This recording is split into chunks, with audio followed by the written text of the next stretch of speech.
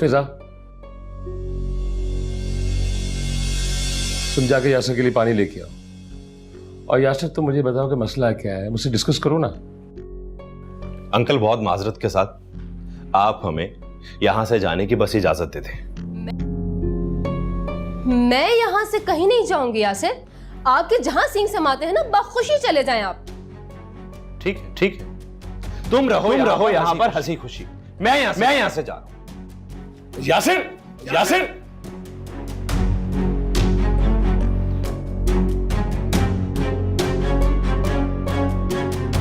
Uncle, ये आप क्या कह रहे हैं? बातों में वक्त जाया ना करो जुनैद।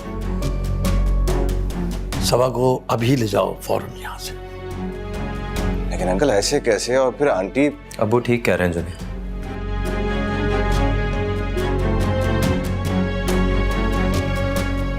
हमी किसी भी कीमत पे ये रुखसती होने नहीं देंगी।